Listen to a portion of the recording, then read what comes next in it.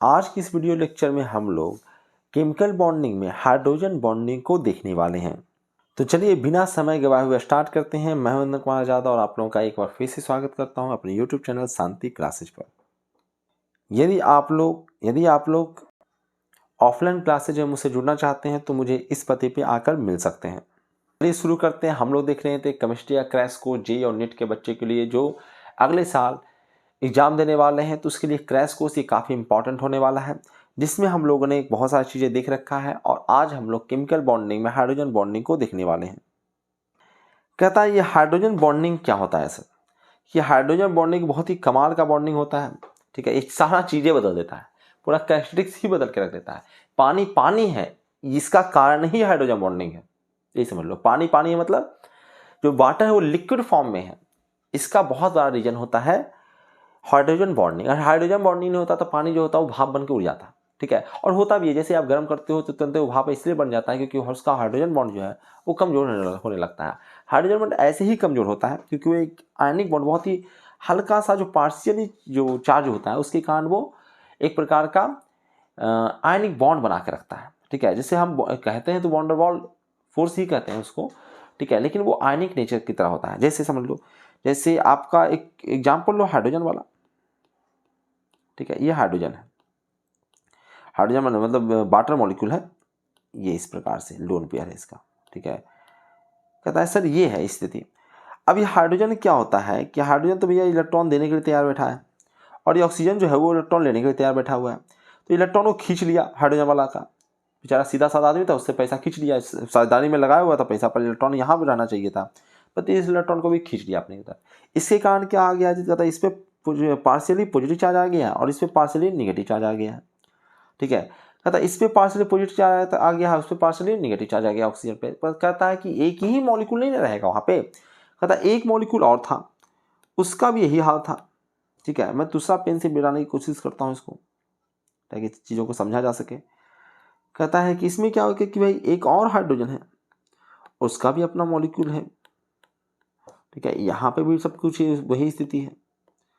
ठीक है, अब स्थिति यही है तो यहाँ पे भी क्या हो गया भाई, तो कहता है इस हाइड्रोजन का भी इलेक्ट्रॉन को जो था वो ऑक्सीजन खींच लिया अपनी तरफ, तो यहाँ पे पार्शियली पॉजिटिव चार्ज आ गया है और यहाँ पे पार्शियली निगेटिव चार्ज आ गया है। कहता इससे क्या होगा सर? कहता इससे बहुत बड़ा कमाल का चीज़ हो गया है। कहता क्या हुआ सर? कहता यहाँ पे पार्शियली पॉजिटिव चार्ज देखा और यहाँ पे पार्शियली निगेटिव चार्ज, ये दोनों एक दूसरे के साथ अट्रैक्शन में आ गया, एक दूसरे से चिपक गया, एक दूसरे को फोर्स लगा के खींच लिया है। ठीक है, आयनिक फोर्सेस मतलब जो कूलाम फोर्सेस टाइप का लग रहा है और एक दूसरे को अट्रैक्ट कर लिया है दोनों।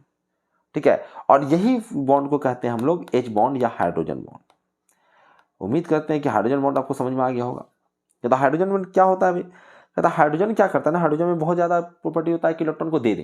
इलेक्ट्रॉन को दे देगा, जैसे ए और एच बॉन्ड बना रहा है। ठीक है, एक कोई भी मॉलिक्यूल है, इलेक्ट्रोनेगेटिव मॉलिक्यूल है नहीं मेरा भाई, हाइड्रोजन से बना रहा है तो हाइड्रोजन से कोई भी इलेक्ट्रॉन ले लेगा। हाइड्रोजन से ताकतवर हर कोई है। ठीक है, हाइड्रोजन के सामने हर कोई इलेक्ट्रोनेगेटिव है। ठीक है, नहीं अगर हाइड्रोजन के आसपास का कोई है तो नहीं भी रहेगा। जैसे H2 है, H2 में क्या रहेगा भाई, दोनों के दोनों तो वही है, कहाँ से हाइड्रोजन पर पॉजिटिव चार्ज आएगा। ठीक है, लेकिन यहाँ पे आ जाएगा, अगर ए उसने ले लिया तो ए के पास पार्शियली निगेटिव चार्ज आ गया और इसके पास पार्शियली पॉजिटिव चार्ज आ गया।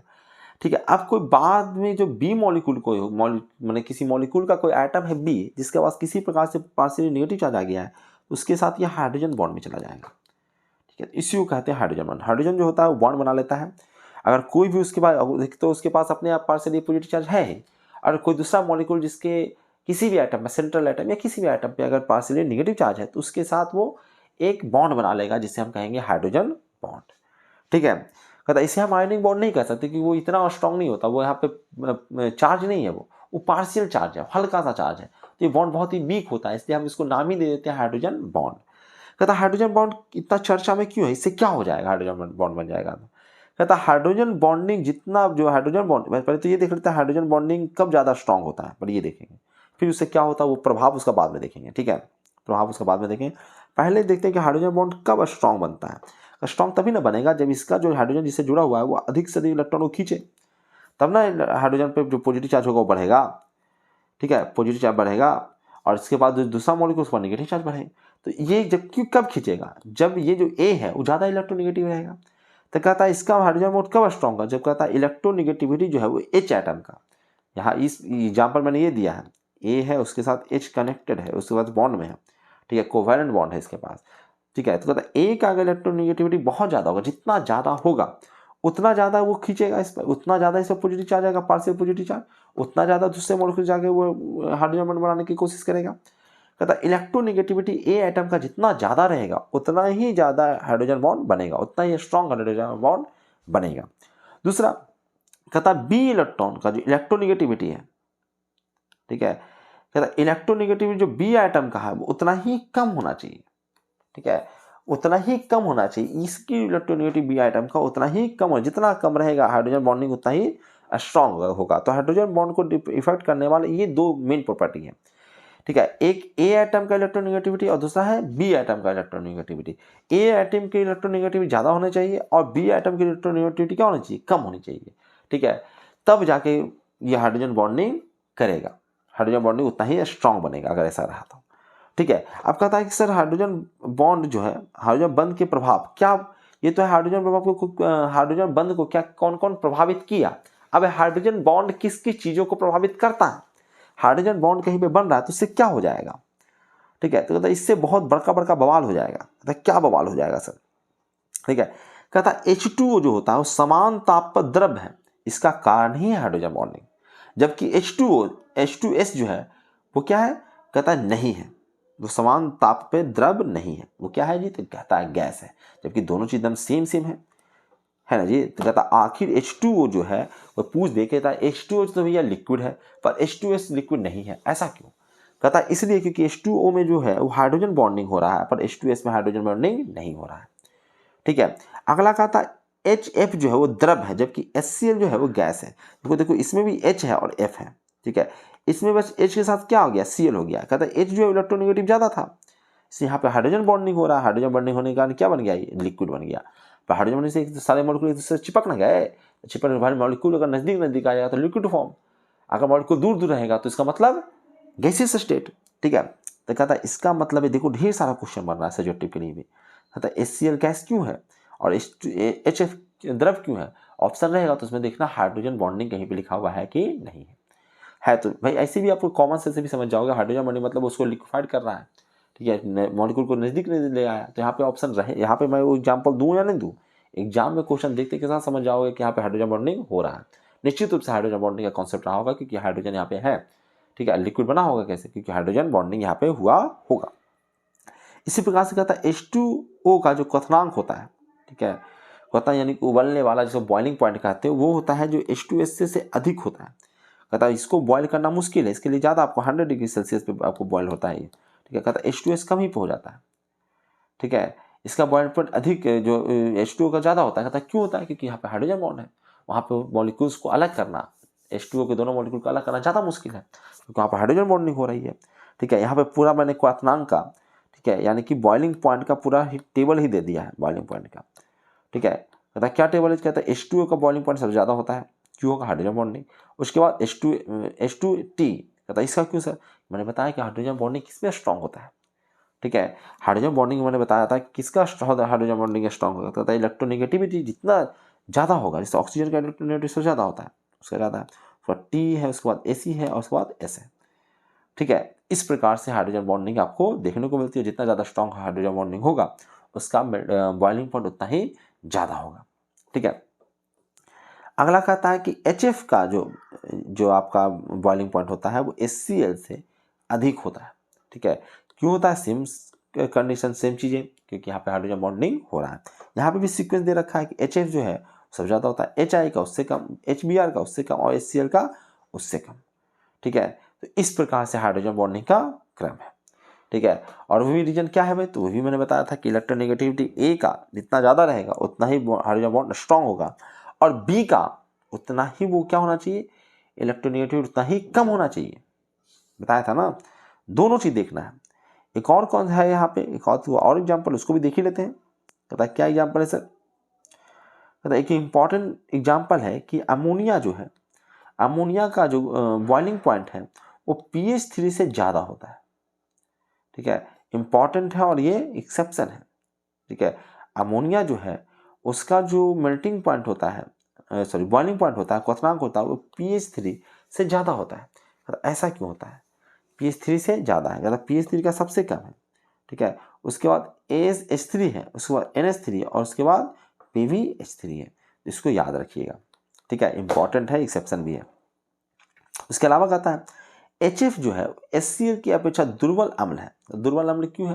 हाइड्रोजन बॉन्ड के साथ H कनेक्टेड है ना, ठीक है। पानी क्या एसिडिक नेचर का होता है? नहीं होता है, कम होता है, मतलब होता ही नहीं है। एसिडिक नेचर क्या होता है? पानी वो तो न्यूट्रल है बेचारा। पीएच वैल्यू आपका 7 निकल के आएगा, उसी से तो हम मेजर करते हैं, उसी से हम तो तुलना करते हैं। कहता है देखो, कहता है यहाँ पे क्या है, कहता है HF जो है HCl की तुलना में दुर्बल अम्ल है। कहता है क्यों? क्योंकि वो हाइड्रोजन बॉन्ड से चिपका हुआ है, तो इसमें H+ आयंस को देने की इसकी जो संभावना है बहुत कम है। तो अगर एसिडिक नेचर देखेंगे तो HF जो है वो सबसे कम है हाइड्रोजन बॉन्डिंग का, उसके बाद HCl है, उसके बाद HBr है, उसके बाद HI है, ठीक है। ये हाइड्रोजन बॉन्ड के कारण ऐसा हो रहा है। जितना स्ट्रॉन्ग हाइड्रोजन बॉन्ड रहेगा उतना ही कम वो एसिडिक नेचर को रखेगा। कुछ और इन्फॉर्मेशन है इसके बाद, हाइड्रोजन बॉन्ड देखो क्या क्या कांड कर रहा है, हाइड्रोजन बॉन्ड कहाँ कहाँ घुस रहा है। कहता देखिए अगला है, कहता H2O जो होता है वो H2S की अपेक्षा जो होता है वो दुर्बल अम्ल होता है। कहता दुर्बल मतलब बीक एसिड है। कहता बीक एसिड H2O क्यों है सर? कहता फिर से वही बात कि उसमें हाइड्रोजन बॉन्डिंग हो रही है। हाइड्रोजन बॉन्डिंग का हाइड्रोजन पहले से बंधा हुआ है तो वो H+ आयंस में टूट नहीं पाएगा। उसी प्रकार से कहता है ethyl alcohol C2H5OH, ethyl alcohol जो है जो C2H5OH की अपेक्षा जो है वो दुर्बल अम्ल है। ये भी क्या है जी? कहता ये जो है वो बीक एसिड है। कहता क्यों है? सेम किस्सा, हाइड्रोजन बॉन्डिंग, ठीक है। ऑर्थो नाइट्रोफिनॉल पैरा नाइट्रोफिनॉल की अपेक्षा दुर्बल अम्ल है, ठीक है। और जो कहता है ऑर्थो नाइट्रोफिनॉल जो है वो पैरा नाइट्रोफिनॉल की अपेक्षा में दुर्बल अम्ल है, और इसका भी रीजन क्या है जी? कहता हाइड्रोजन बॉन्डिंग। कहता ऑर्थो कंडीशन में क्या है, ठीक है, ऑर्थो कंडीशन में क्या है, ठीक है। ऑर्थो कंडीशन में अगर यहाँ है तो इन दोनों के बीच क्या हो जा रहा है? तो कहता हाइड्रोजन बॉन्डिंग हो जा रही है। कहता हाइड्रोजन बॉन्डिंग हो जाने से क्या होगा जी? तो कहता H+ आयंस निकल ही नहीं रहा है तो बीक एसिड हो गया, ठीक है। जिससे पैरा में चला जाएगा उसी तो हाइड्रोजन बॉन्डिंग नहीं रहेगा। हाइड्रोजन बॉन्डिंग नहीं रहेगा तो हाइड्रोजन को आराम से देगा वो, ठीक है। ये किस्सा हो रहा है। इसी प्रकार से है मेलाइक अम्ल जो है ये फ्यूमेरिक अम्ल की अपेक्षा जो है वो प्रबल अम्ल है, ठीक है। फ्यूमेरिक अम्ल क्यों भाई कमजोर है? हाइड्रोजन बॉन्डिंग, ठीक है। तो मेथाइलिक अम्ल जो है वो ज़्यादा जो एसिडिक है क्योंकि उसमें आसानी से वो H+ आयंस को दे देता है। तो ये पूरा जनरलाइज भी हो गया। कहता ऑर्थो नाइट्रोफिनॉल जल में अल्प विलेय है, भाई ज़्यादा नहीं घूमता है, ऑर्थो वाला नहीं घूमता है क्योंकि हाइड्रोजन बॉन्ड करके उसके मॉलिक्यूल्स अपने में ज़्यादा वो स्ट्रॉन्ग बॉन्ड से जुड़ा हुआ है। जबकि पैरा नाइट्रोफिनॉल जो होता है वो जल में पूर्ण रूप से विलेय होता है, ठीक है। इसका रीजन क्या है भाई? तो कहता इसमें हो रहा है हाइड्रोजन बॉन्डिंग। कहता KHF2 का अस्तित्व है जबकि KHCl2 का नहीं। कहता ऐसा नहीं बन पाता है। कहता क्यों? क्योंकि फिर से यहाँ पे क्या है? हाइड्रोजन बॉन्डिंग, इसलिए अस्तित्व में है, पर ये चीज़ ऐसा कोई मॉलिक्यूल होता ही नहीं है, ठीक है। नेचर में इस प्रकार का मॉलिक्यूल नहीं पाया जाता है। कहता D2O का जो क्वथनांक है वो H2O से ज़्यादा होता है, ठीक है। कहता क्यों होता है? ठीक है, क्वथनांक माने बॉइलिंग पॉइंट। कहता D2O जो है वो ज़्यादा स्ट्रॉन्ग आपका क्या बनाता है जी? ज़्यादा स्ट्रॉन्ग हाइड्रोजन बॉन्ड बनाएगा, ठीक है। हाइड्रोजन बॉन्ड ज़्यादा बनना स्ट्रॉन्ग बनेगा। कहता क्यों ज़्यादा स्ट्रॉन्ग बनेगा? कहता वही बात आपको मैंने बताया था कि जो ये जो होता है वो जो सेंट्रल एटम है ए है उसकी इलेक्ट्रोनेगेटिविटी पर डिपेंड करता है। अगर उसका वो सेम है, वो दोनों में सेम ना है, तो कहता है फिर बी पे पास जाओ, ठीक है। उसमें देखो कि किस में ज़्यादा है। कहता D2O में जो होता है हाइड्रोजन बॉन्डिंग स्ट्रॉन्ग होता है, ज़्यादा स्ट्रॉन्ग होता है, तो इसका मतलब उसका जो बॉइलिंग पॉइंट हो जाएगा वो ज़्यादा हो जाएगा इससे, ठीक है। अगला कहता D2O जो है, D2O जानते का तो हैवी वाटर कहते हैं क्योंकि हैवी बेचारा इसमें हाइड्रोजन के जगह पर ड्यूटेरियम आ गया है। कहता D2O जो होता है सॉलिड फॉर्म में इसका जो डेंसिटी होता है वो D2O लिक्विड से कम होता है, ठीक है। कहता क्यों डेंसिटी कम होता है सर? D2O सॉलिड कंडीशन में जो है वो ज़्यादा मतलब मैंने उसका डेंसिटी कम हो जाता है, ठीक है, D2O का लिक्विड कंडीशन में, ठीक है। यही नहीं, अगर आप बर्फ़ को भी देखोगे तो सॉलिड कंडीशन में बर्फ़ जो है उसका डेंसिटी जो है वो कम रहता है, पानी का डेंसिटी ज़्यादा होता है, तब ना बर्फ़ ऊपर छल आता है। तो ऐसा क्यों? कहता है कि जैसे वो आपका लिक्विड फॉर्म में जाता है, ठीक है, तो एक दूसरे मॉलिक्यूल एक दूसरे के साथ घुस रहा है, ठीक है, जैसे सॉलिड कंडीशन में जाए तो हाइड्रोजन बॉन्ड स्ट्रॉन्ग बना होगा तो ना सॉलिड बना होगा। हाइड्रोजन बॉन्ड स्ट्रॉन्ग बनने के कारण क्या हो गया है कि बीच बीच में जो है इस प्रकार से मॉलिक्यूल्स अरेंज हो गया ना, यहाँ पर पार्शियल नेगेटिव चार्ज है, हाइड्रोजन पर पार्शियल पॉजिटिव चार्ज है, ठीक है, और ये ऑक्सीजन के साथ इस प्रकार से कनेक्टेड है, ये दोनों के पास इस प्रकार से हाइड्रोजन बॉन्डिंग है, तो इस प्रकार से एक जाल बना रहा है, तो ढेर सारा बीच में गैपिंग, भाई यहाँ पर हाइड्रोजन बॉन्ड है तो यहाँ पे गैपिंग आ जा रहा है। कहता है ये गैपिंग क्या कर रहा है सर, कहता है गैपिंग के कारण क्या हो रहा है कि स्पेस ज़्यादा हो रहा है, मास कम है, वॉल्यूम ज़्यादा हो गया, ठीक है, वॉल्यूम ज़्यादा हो गया तो भैया आपका डेंसिटी जो है वो कम गया है, ठीक है, डेंसिटी कम गया है तो आप उसके ऊपर तैरोगे, यानी D2O जो है, D2O जो है उस सॉलिड कंडीशन जो है लिक्विड कंडीशन कम डेंसिटी, यानी कि इसको सॉलिड इसमें इसके लिक्विड में तैरेगा, ठीक है। अगला कहता है जल का जो घनत्व होता है वो 4 डिग्री सेल्सियस पे अधिकतम होता है। कहता है क्यों होता है, उसका रीजन वही हाइड्रोजन बॉन्डिंग। कहता है यहाँ पे 4 डिग्री सेल्सियस पे क्या होता है जी, कहता है यहाँ पे सारे हाइड्रोजन बॉन्ड टूटे हुए रहते हैं, ठीक है, तो क्या होता है भाई, कहता है ये सारे मॉलिक्यूल्स एक दूसरे में घुस जाता है, एक नज़दीक आ जाता है तो डेंसिटी इसका मैक्सिमम हो जाता है। तो ये भी याद रखिएगा 4 डिग्री सेल्सियस पानी का जो डेंसिटी होता है वो सबसे ज़्यादा होता है, ठीक है। तो ये सारा कॉन्सेप्ट था किसका, कहता है हाइड्रोजन बॉन्डिंग का। हाइड्रोजन बॉन्डिंग से ढेर सारा इन्फॉर्मेशन आपको निकल के आया है, ठीक है, तो इसको याद रखना है। अब एक कॉन्सेप्ट और है और वो है अगला कॉन्सेप्ट जल अपघटन और जल योजन का, ठीक है। कहता क्या होता है तो जानबे करते हो, आगे हम लोग बढ़ते हैं, जल्दी जल्दी टॉपिक को ख़त्म करते हैं। कहता है कि सहसंयोजी यौगिकों का मुख्यतः जल अपघटन होता है, ठीक है। जल अपघटन क्या होता है तो कहता है भाई उसके आयंस को तोड़ देता है, जो आयन को सेपरेट कर देता है तो जल अपघटन कहलाता है, ठीक है, इलेक्ट्रोलाइट्स हो जाता है, ठीक है, इलेक्ट्रोलाइसिस जिसको कहते हैं, इलेक्ट्रोलाइसिस हो जाता है, बनता है इलेक्ट्रोलाइट, ठीक है। कहता है कि जल योजन, जल मतलब उसमें घुल जाना, एक घुल जाना होता है, मॉलिक्यूल्स का टूट जाना होता है, ठीक है, जैसे Na+ है, कैल्शियम क्लोराइड यानी नमक को डालोगे, साल्ट को डालोगे तो Na+ और Cl- में टूट जाएगा, ठीक है, एक प्रकार से क्या हो गया, जल अपघटन हो गया है। जल योजन क्या होगा भाई, जल योजन उसमें घुल जाता है। कहता है जैसे जैसे सर जल योजन क्या होता है भाई, तो जो इसको तो क्या कर रहा है, चारों तरफ से घेर न लिया है जी, इसको क्या किया है तो कहता है इसको जो है वाटर मॉलिक्यूल चारों तरफ से घेर लिया, एक तरफ से जीजा साली गए थे, जीजा और हस्बैंड वाइफ गए थे तो भैया इसको अलग लोग घेर लिए, साली लोग घेर लिए और इसको अलग लोग घेर लिए। दुल्हन को जैसे ससुराल जाती है तो उसको घेर लेता है, दोनों को सेपरेट कर देता है, तो इसको इस प्रकार से घेर लिया चारों तरफ से तो दोनों सेपरेट हो गया है, ठीक है। तो इसको कहता है जल अपघटन होना। जल योजन होना क्या होता है जी, कहता है पानी के मॉलिक्यूल्स जाके चिपक जा रहे हो, ठीक है, जैसे लोहे को पानी में डाल दे तो लोहा का जंग लग जाता है, तो H2O मॉलिक्यूल्स उससे जाके चिपक गया, बॉन्ड बना लिया है। यहाँ पे बॉन्ड नहीं बना है, यहाँ पे एक प्रकार का अट्रैक्शन है बस, ठीक है, इसको बोलते हैं जल अपघटन, ठीक है। यहाँ पे मॉलिक्यूल्स बचा हुआ है, Na+ अपना स्वतंत्र, Cl- अपना स्वतंत्र, बस चारों तरफ से घिरा हुआ है, ठीक है। जल योजन में क्या हो गया उसका, कहता वहाँ पे जाके Fe के साथ चिपक गया H2O, ठीक है, तो एक बॉन्डिंग में है, ठीक है, उसके साथ आके चिपक गया है, रिएक्शन एक तरह से कर लिया है, ठीक है।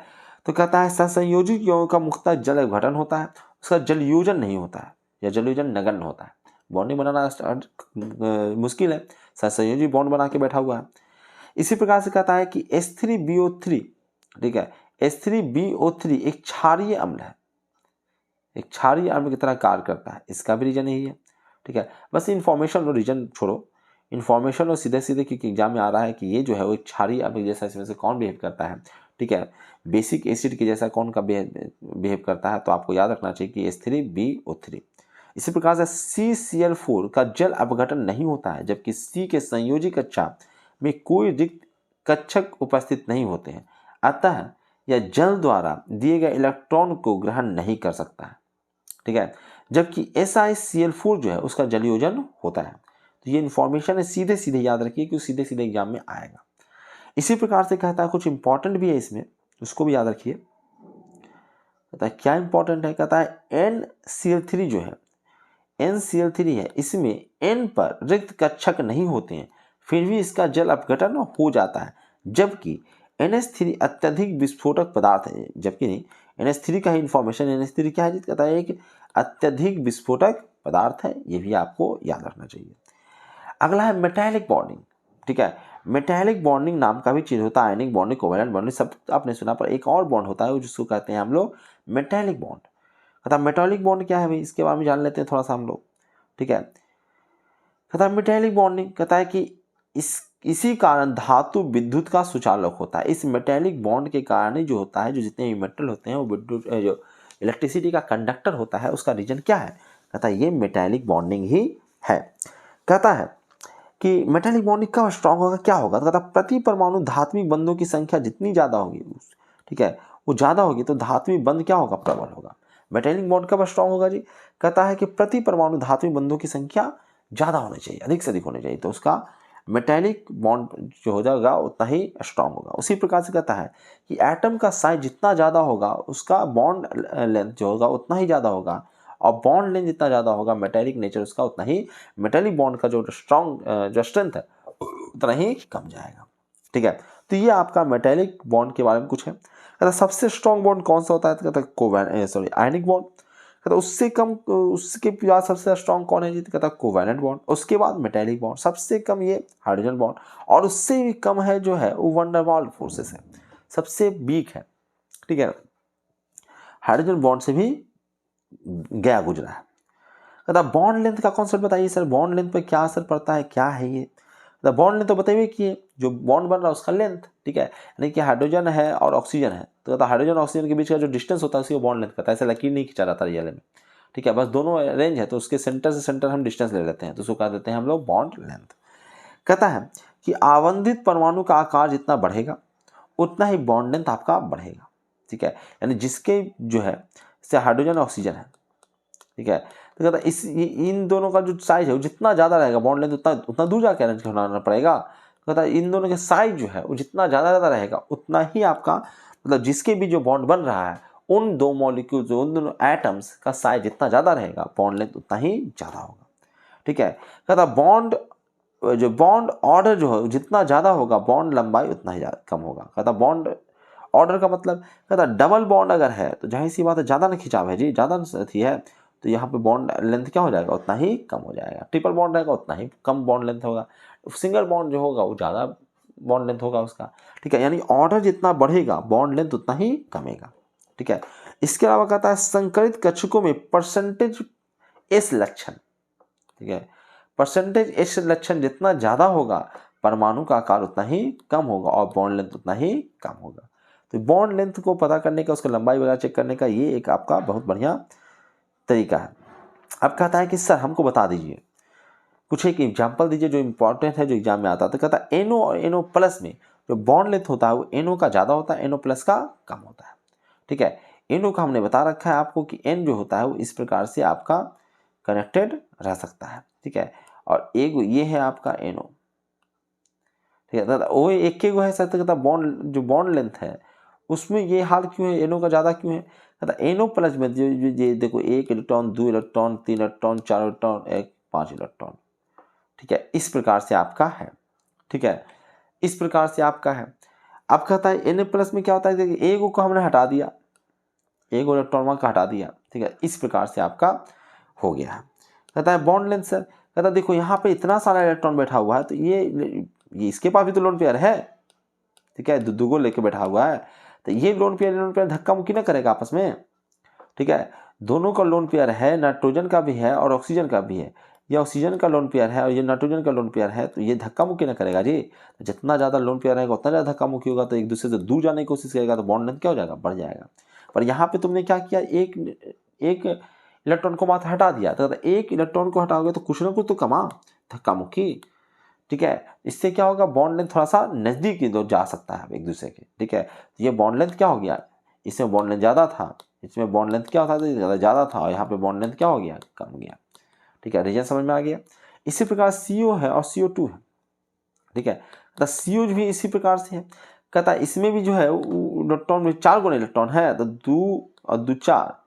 ठीक है, और जो 2 को 6। ठीक है, इस प्रकार से, तो 2 को इसका इलेक्ट्रॉन जो बचा हुआ है वो ऑक्सीजन के बॉन्ड पेयर के साथ साथ रिपल्सन कर रहा था। ठीक है, लेकिन अगर एक इलेक्ट्रॉन को हम हटा देते हैं तो बॉन्ड लेंथ क्या हो जाएगा जी, कहता है बॉन्ड लेंथ और नज़दीक, ऑक्सीजन जो है वो कार्बन के और नज़दीक आ जाएगा। ठीक है, क्योंकि वो जो इलेक्ट्रॉन जो लोन पेयर है वो इसको धक्का दे रहा था, इसके लोन पेयर को। ठीक है, इसी प्रकार से CO का जो बॉन्ड लेंथ है वो ज़्यादा होगा CO प्लस से। ठीक है, स्थायित्व का भी ऑर्डर हम देख लेते हैं। स्थायित्व मतलब स्टेबिलिटी का ऑर्डर, बॉन्ड लेंथ का भी ऑर्डर देख लेते हैं। तो कुछ एक का हम लोग देख लेते हैं कि भैया स्टेबल कौन ज़्यादा है और उसका बॉन्ड लेंथ किस में ज़्यादा है। कहता है कि बॉन्ड लेंथ की अगर बात करें तो O2+2, ठीक है, जितना चार्ज मैंने जितना हटाओगे उतना ही ज़्यादा बॉन्ड लेंथ क्या होगा, वो उसका स्टेबिलिटी बढ़ेगा। बॉन्ड लेंथ की बात नहीं कर रहा हूँ, स्टेबिलिटी बढ़ेगा। OT+ क्या है, O2+ क्या है, तो वो ज़्यादा स्टेबल। O2 जो है वो बीच में, माइनस चार्ज बढ़ाओगे स्टेबिलिटी कमेगा, ठीक है। कहता क्यों, कहता बॉन्ड लेंथ से देखते हैं। कहता बॉन्ड नेगेटिव चार्ज दोगे, मैंने बताया कि लोन पेयर के साथ रिपल्सन वगैरह बढ़ेगा तो आपका क्या होगा जी, कहता बॉन्ड लेंथ बढ़ता जाएगा, ठीक है, बॉन्ड लेंथ बढ़ता जाएगा। जैसे पॉजिटिव चार्ज आएगा उसी से बॉन्ड लेंथ क्या होगा जी, घटता जाएगा, क्योंकि पास में ऑक्सीजन और जो ऑक्सीजन है वो एक दूसरे के पास में जाएगा, तो उसका बॉन्ड लेंथ क्या होगा जी, कहता बॉन्ड लेंथ उसका कमेगा, ठीक है। अब जाहिर सी बात है जितना बॉन्ड लेंथ ज़्यादा होगा, ठीक है, जितना बॉन्ड लेंथ ज़्यादा होगा उतना कम स्टेबल होगा। मॉलिक्यूल एक दूसरे से ज़्यादा दूर ना है, एक दूसरे के पास पास नहीं है, प्रेम नहीं है। जैसे हस्बैंड वाइफ अगर नज़दीक नज़दीक है, चिपका चिपका है, उसको तोड़ना मुश्किल है। अगर हस्बैंड वाइफ की लड़ाई झगड़ा होगा तो कोई भी एक दूसरे को फटा के लेके चल जाएगा, क्योंकि दुखी एक दूसरे से, ठीक है। तो ये झमेला है यहाँ पे। इसी का हम लोग मैग्नेटिक मूवमेंट भी देख ही लेते हैं लगे हाथ, ठीक है, चुंबकीय आघूर्ण भी देख लेते हैं, ठीक है, चुंबकीय आघूर्ण देख लेते हैं। तो O2 भाई चार्ज इसमें ज़्यादा रहेगा, उसी प्रकार से मैग्नेटिक फील्ड कहता है सबसे ज़्यादा किसका है जी, कहता है मैग्नेटिक मूवमेंट, कहता है सबसे ज़्यादा O2 का है, उसके बाद O2+ का या फिर O2- का, उसके बाद O2+2 और O2-2 का, ठीक है। तो ये मैग्नेटिक मूवमेंट का ऑर्डर है, ठीक है। अगला लास्ट कॉन्सेप्ट है वंडर वाल फोर्सेस का, ठीक है, केमिकल बॉन्डिंग में। कहता वंडर वाल फोर्सेस, कहता बंडल वार फोर्स जो होता है वो सरफेस एरिया के प्रोपोर्शन होता है। ये सीधे सीधे फोर्स लग रहा है, दो मॉलिक्यूल सेम प्रकार के मॉलिक्यूल्स के बीच फोर्स वगैरह लगता है। जैसे खासकर ये आपको आर्गन आर्गन हीलियन के बीच, यानी कि इनर्ट गैसेस के बीच जो है वो ये वंडर वाल फोर्सेस काम करता है। ये फोर्सेस सबसे वीक होता है, तो उसे वीक फोर्सेस में नापा जाता है वंडर वाल फोर्सेस को, ठीक है। और ये डिपेंड करता है जितना ज़्यादा सरफेस एरिया रहेगा वंडर वाल फोर्सेस उतना ही ज़्यादा लगेगा, ठीक है। वंडर वाल फोर्सेस डिपेंड करता है किसी मॉलिक्यूलर वेट पे, जितना ज़्यादा मॉलिक्यूलर वेट रहेगा उसमें वंडर वाल फोर्सेस उतना ही ज़्यादा लगेगा, ठीक है। और कहता है कि जो क्वथनांक होता है, जो यानी कि आपका जो बॉइलिंग पॉइंट होता है, वो वंडर वाल फोर्सेस के डायरेक्टली प्रोपोर्शनल होता है। जितना ज़्यादा वंडर वाल फोर्सेस स्ट्रॉन्ग होगा उसको मेल्ट करना, उसको बॉइल करना, उसको वेपर बनाना उतना ही मुश्किल हो जाएगा, क्योंकि वो आपस में ज़्यादा स्ट्रॉन्ग फोर्सेस से कनेक्टेड है, ठीक है। तो ये किस्सा है इसका, ठीक है। इस प्रकार से केमिकल बॉन्डिंग का जो कॉन्सेप्ट है ये पूरा का पूरा कंप्लीट हो गया।